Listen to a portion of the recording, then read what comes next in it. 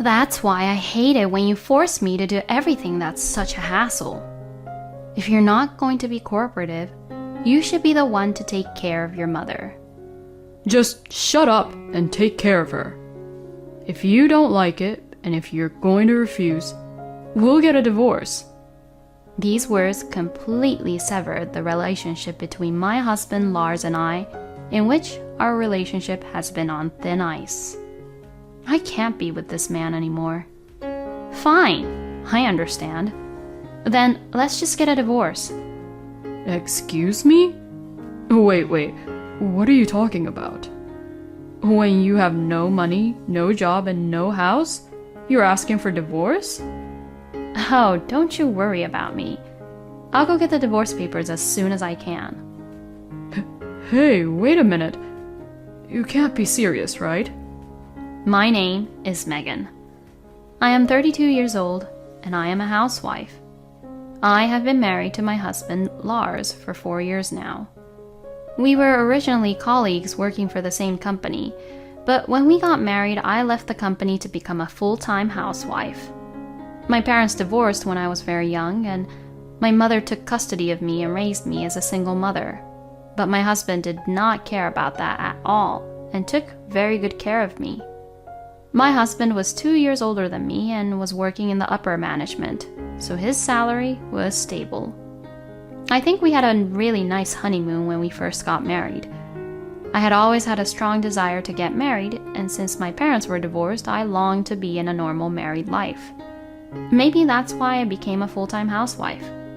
I concentrated on house chores and supporting my husband, who earned money and provided for the family, and I thought that was my happiness. Although my husband was sometimes a bit of a bossy husband, I was happy in my own way. Recently, however, my husband started talking about something really surprising. Can I talk to you for a minute?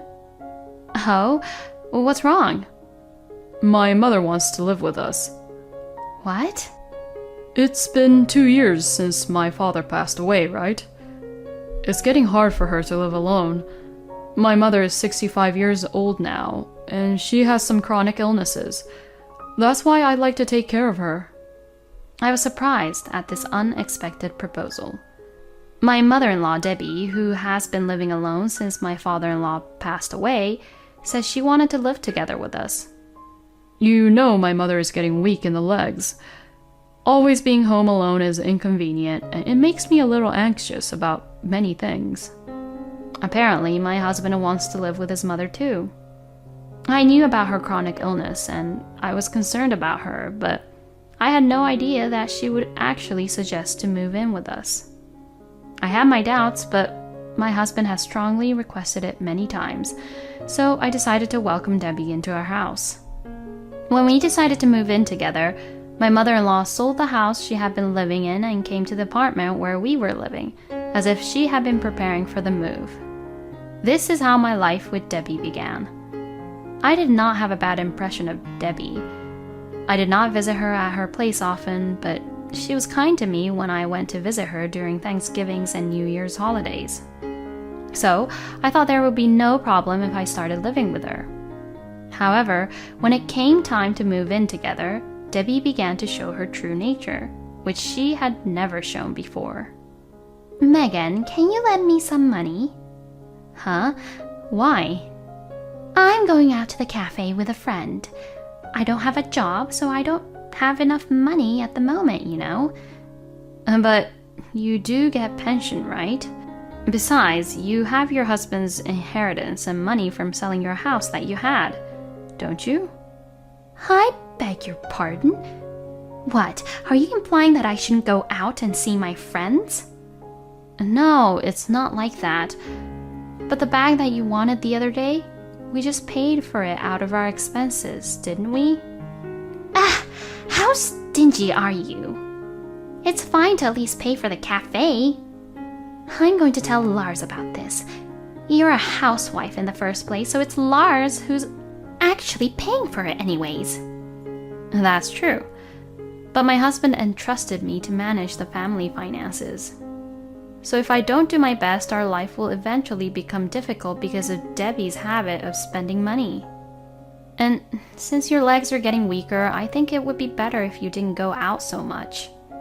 You're always making excuses, huh? You really are an inflexible woman. Saying this, Debbie angrily went back to her room. No matter how angry my mother-in-law may be with me, this thing is non-negotiable. But it looks like Debbie convinced my husband. Hey, Megan, what did you say to my mother?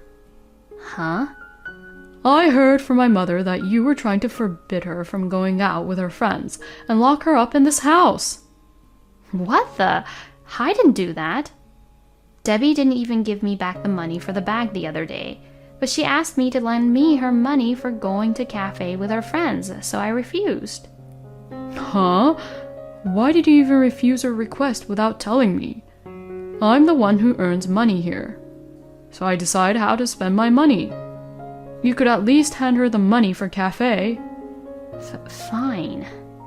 To this, Debbie grinned and said to me, See, I told you. It's Lars who's paying for it. Well then, give me $50. Excuse me? $50 for the cafe? Well, you don't know how much it costs, do you? So if that's the case, it's normal to bring money just in case. Yes, but... Just give her $50. God, I really didn't think that you were such a difficult wife. Huh? So it's all my fault then? Lars spoils his own mother too much.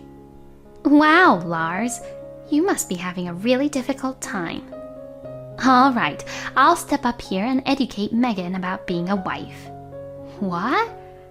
Mother, really? That would be great. It's for you, Lars. Of course I'd do that. Who do they think they are? I came to know not only Debbie's true nature, but also that my husband was a mama's boy.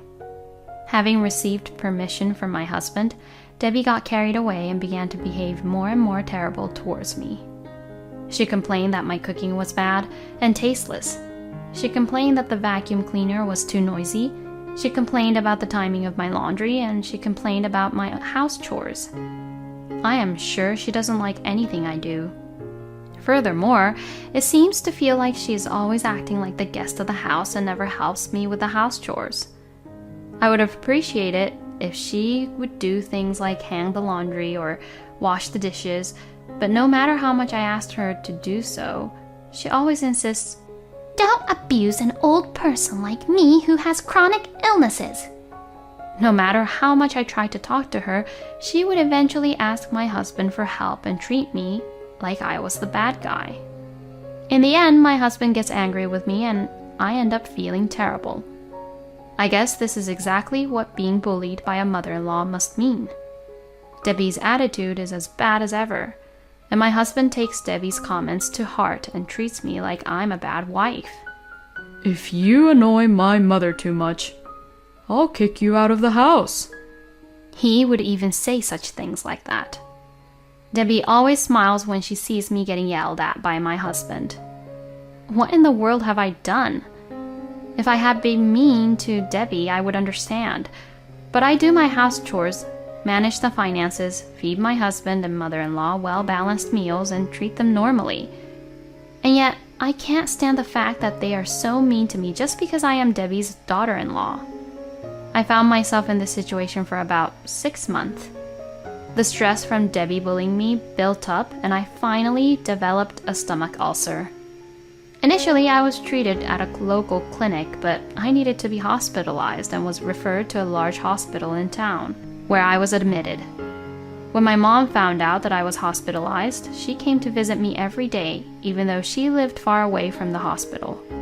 As a result of the days I spent not feeling alive, I got sick and had to be hospitalized. I was quite depressed, but my mother's daily visits helped to heal my heart little by little. On the other hand, my husband and Debbie did not come to visit me. I ended up being in the hospital for 2 months, and during that time, they came to visit me only once. When I told them how long I was going to be in the hospital, my husband said, What? You won't be home for that long? Wow, you really are useless, huh? And Debbie would also say, "You don't have the guts. I'm in much worse shape than you." "What do these people think I am?" When my mother came to visit me afterwards, they would quickly leave. Seeing them leave without saying any proper greeting, I was disappointed not only in Debbie, but also in my husband. Just the thought of having to live with those people again after leaving the hospital was horrifying. Perhaps the reason I was in the hospital for so long was because I was thinking about that. Later, I was finally discharged from the hospital. When I called my husband, he said he understood and came to pick me up by car. I was thinking that he still had this kindness in him, and when he saw me as he picked me up, he said, "It was really difficult while you were gone, you know." When I asked him what he meant, he said that even in front of my husband, Debbie made him do everything, saying things like, "I can't cook today because my leg hurts."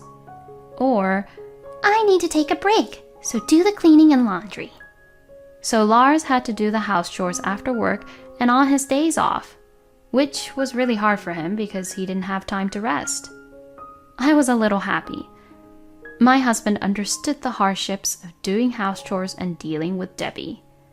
This would stop him from taking Debbie's side in everything, and he would listen to me. And my husband was actually kind to me even after I returned home. Whenever Debbie says something unreasonable, he would warn her, saying, "Mom, don't talk like that." Debbie looked frustrated and reluctantly did as my husband said. It was really hard for me when I had to be hospitalized because I felt I had reached my limit in terms of being treated like that by Debbie, but I am glad that things have changed in this way. I wish my husband would have changed without me having to be hospitalized, though.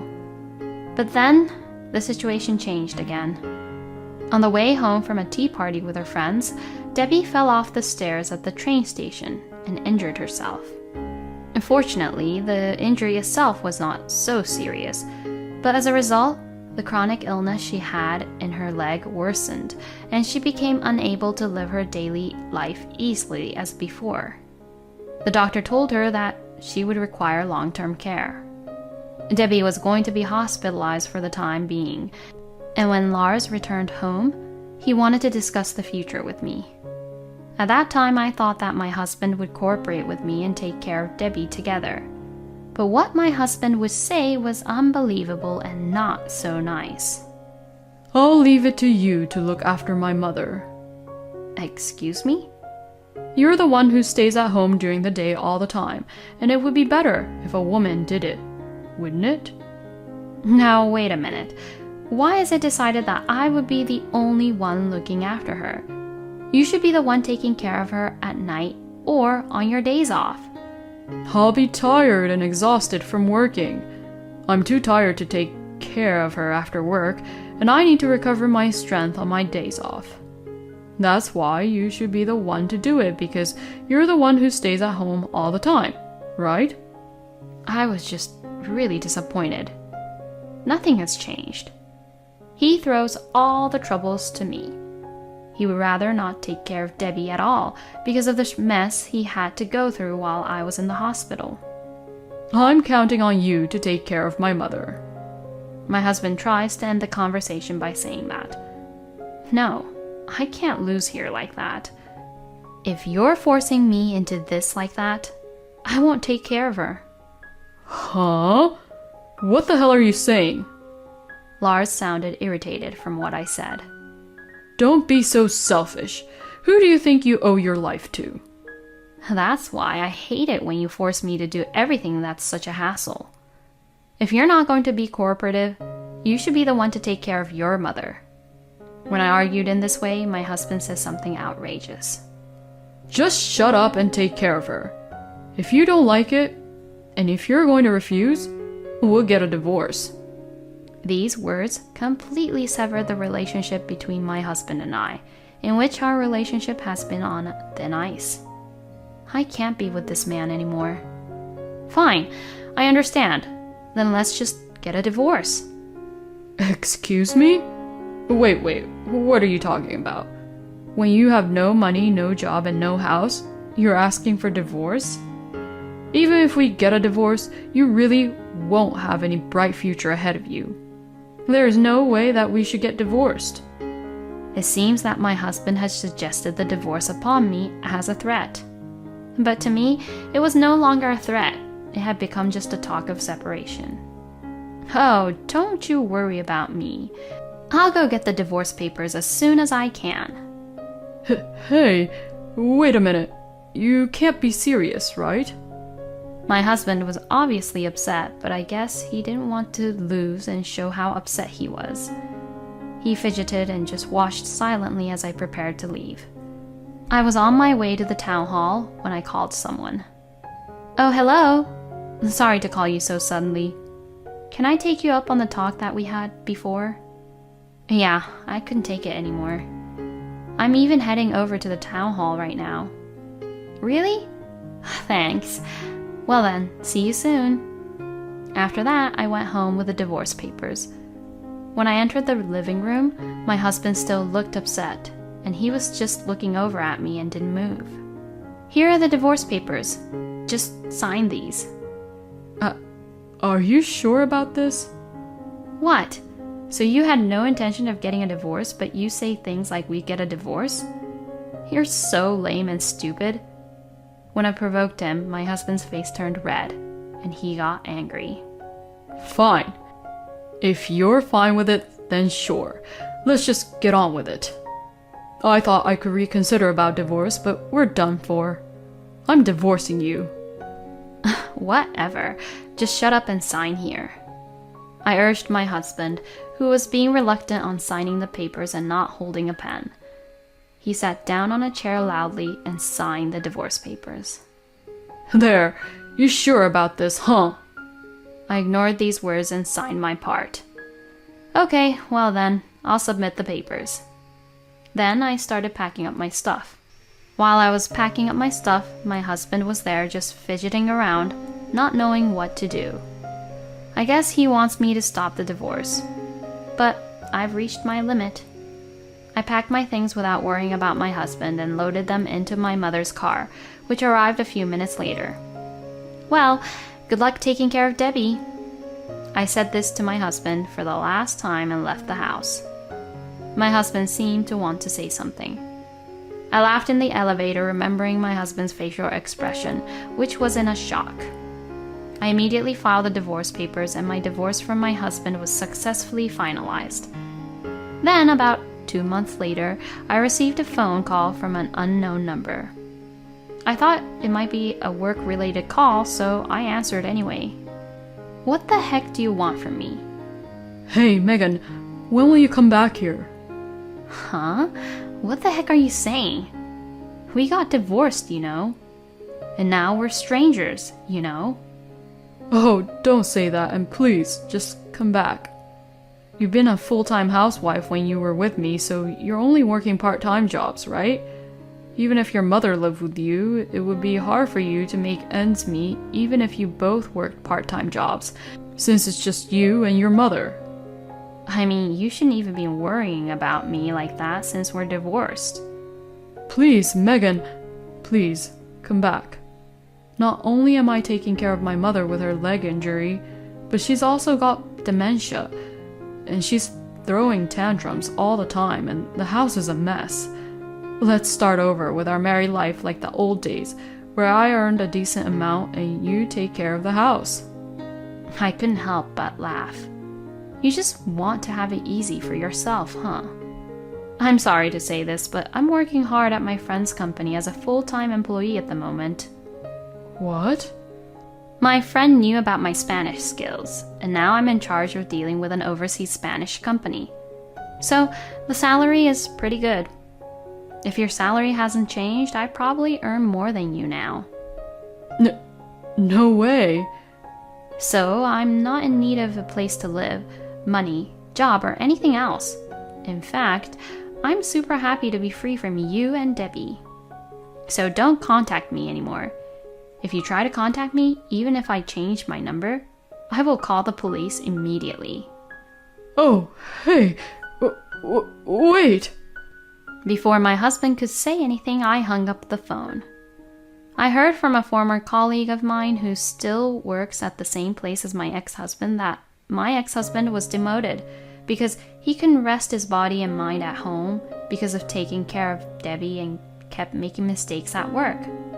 However, the cost of caring for Debbie is very expensive, so he is still in a difficult situation, and his income has been reduced, which makes it even more difficult. Well, he got what he deserved. On the other hand, I have steadily built up my career, and my income has increased. I am now living a comfortable life in a slightly more expensive apartment. It's amazing how much bullying can end you up with a stomach ulcer. And even though Lars experienced it once and learned how hard it is to take care of the house chores and his mother, he is just the worst for trying to force everything onto Megan. I can only say that he deserved to be abandoned by Megan in the end, and all the burden came to him. I hope that Megan will continue to work hard at her job while also fulfilling her private life. Thank you for watching until the end. Please subscribe to our channel. See you in our next video.